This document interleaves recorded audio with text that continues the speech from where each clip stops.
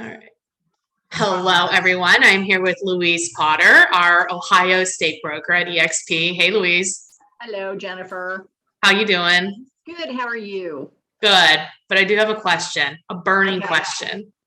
Burning question, yes. Burning. So I see, I mostly represent sellers, so I think I know the answer to this. But you see all the time, and we've put it in there too, like, hey, offers will be reviewed on such and such day at such and such time, right? But then, we don't really put that wording in because for us, it's like most of the sellers want to look at the offers as they come in, and if one works, great. So, but a lot of times I do see that, and then we'll go and as the buyer rep, we'll go and put the offer in by the time frame, but then they're like, oh, it's already accepted. WTF, Louise? I hear that quite a bit. Yeah. It seems like it's like if you're going to put the deadline in, then why do you already have an accepted contract? Well, it's two different things. First off, who's putting the deadline on? Is it you as an agent? Is it your seller? We'll just assume it's the seller. Okay, in writing, hopefully, with discussion. Nothing's in writing, Louise. Who needs writing? Yes, it should be in writing. It is in the MLS. It's in writing in the MLS. This is such a silly little broker thing, have it in writing, but that the seller has directed us to do that. Okay. But by law, we're required to present all offers.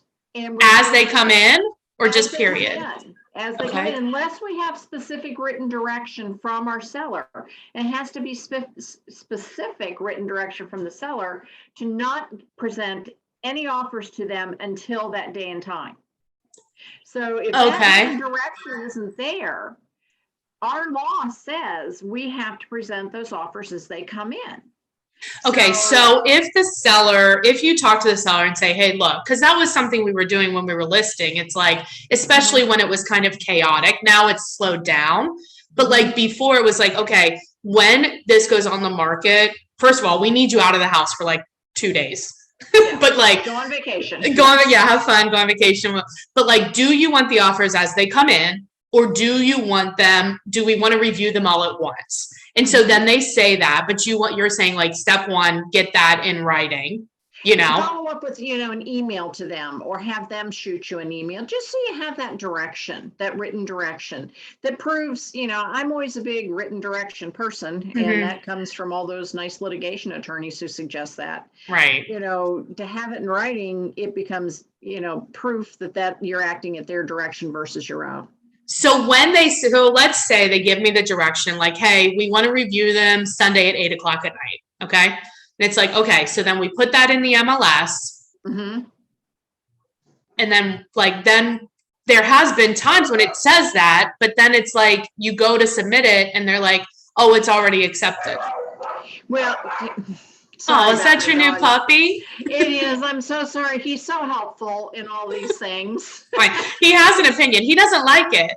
He has a huge opinion. He does not like that at all. No. And he squeaks and he barks and he does he's chasing the cat right now is what he's doing. So nice. I'd have to mute me and cut us off and go yell at him. So he's going to keep barking in the background. Bless his heart. But, without that specific direction not to present those offers, we're required by license law to go ahead and present them.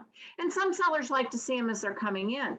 And there may be something that comes in that the seller says, hey, this meets all my expectations. I hate all these people in my house. Right. I just want to be done with this. Can't we just accept this and be finished? Yes, we can. Yeah, we can. And that's what was happening, right? People were, because if I was the buyer's agent, I would be look, this is what's going on from the listing side of it. So let's put an offer in and let's shorten the time frame. So let's put and I would call the agent, of course, right? Well, if they picked up, different story. But I'd be like, hey, look, okay, buyer, we need to put in an offer that's hard to refuse. And we need to say we want it back and we don't want to compete or whatever, right? So then what I was seeing was then agents would write all offers to be reviewed Sunday at 8 unless a seller retains the right to accept any offer prior to that. It's so convoluted. Well, that's implied by license law anyway. Right. So don't even put it, right? Right. But they're just trying to make it clear to the people who get upset because, they're waiting to the last minute to put their offer in because they don't want to tip their hand. Yeah. And Okay. whether that's a good practice or not could be debated. I guess that makes sense. I didn't think about it like that. Yeah, they're waiting because they know they're all going to be presented by 8:00 Sunday, but you run the risk of somebody coming along and the seller can't resist that offer. So well, on the podcast, I always talk about, which would help prevent this, is actually as the listing agent calling the buyer's agents prior to the showing and actually having a verbal conversation with them about the process. Like, hey, get your offer in right away. We're presenting to them as they come in. With the all of that has to be with the seller's permission. You can't just do it as a lateral thing. It's all got to be that seller permission thing. But that's where you do that. You talk about it in the listing appointment. Yeah. Here's what can happen. Here's what I would recommend. Are you good with that? You do it up front, set the expectation, then when you're getting into the heat of the moment what you can and can't do according to the seller. But is it illegal if you get the seller directs you that they want to accept they want to look at all offers at 8:00 or whatever on Sunday. But let's say Saturday at noon, you get this offer, say from an agent like me, that's like, what has the buyer wants to represent, have a really good offer and they don't want to wait until Sunday. And then you kind of have to present it, right? Like you're required. Well, I need to let the seller know that we have it and that it has a tight time frame. Okay. My recommendation to the seller would be, you can either look at it now, but then we need to open it up to everybody else. Okay. At the same time and let people know that we're taking offers right now. Or we need to let this agent know that we need an extension of the time frame through Sunday evening at 8:00. So it's all or none. Yeah, it's here's the options. What do you want to do, Mr. and Mrs. Seller? This is a great offer.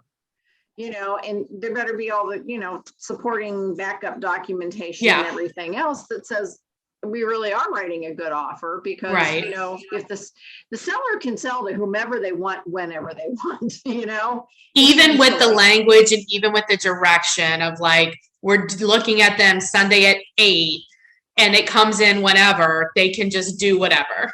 They can. But it's always good when you change direction to advise them to communicate that change in direction. Okay. And communication's the key. And that's the conversation I've had with all the more reason not to put anything in writing. No, I'm just kidding. Nothing in writing. So it's all verbal. So it's all guesswork. Exactly. Like I say, I always take the long view. I'm standing in front of a panel. I'm standing in front of a judge. I'm standing in front of somebody. What were my actions on my side with my client? Acting on my client's behalf and at their direction. What were my actions and how did I keep them safe and the things that I did to keep us compliant versus what the other side did. I want sometimes compliance and the best interest of the seller don't match. Well, the best interest of the seller is what the best interest of the seller feels it is. Right. But it doesn't always match compliance.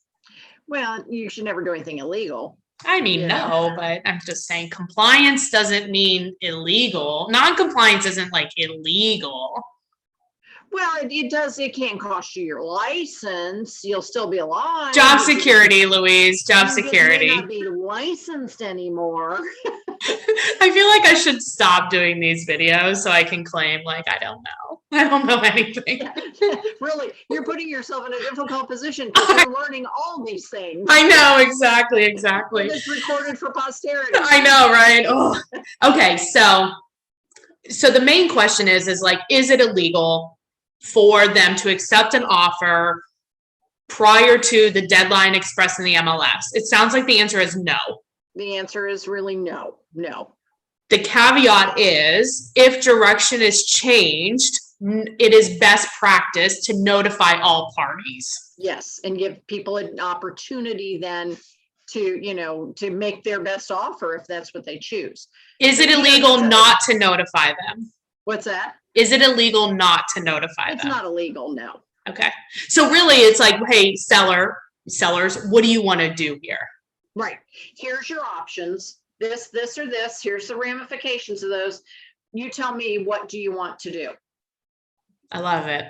Easy enough. You act at your client's direction. You keep yourself pretty safe. As long as your client isn't telling you to murder somebody or don't murder people. Don't murder, don't hide stuff. Don't, as long as what they're directing you to do is legal, ethical, and moral, you're fine. You're good. Know? Yeah. Mm-hmm. Awesome. But acting at your client's direction keeps you safe. It is not your choice, it's theirs. Right, exactly. You're not a party of the contract and you do not own the house. Correct. Got it. Correct. Well, as always, it's very enlightening. It's always a pleasure. Well, I was like, is it a pleasure? I'm not sure if I want to know all of it. No, I'm just kidding. Of course it is. And we really appreciate you being on. If somebody has a question for you as the broker, what is the best way to get a hold of you? They can reach me by email at Louise, LOUISE.Potter@exprealty.net. Mm-hmm. Or they can call me at 614-226-6981. Awesome. Thanks, Louise. Thanks, Jennifer. See you.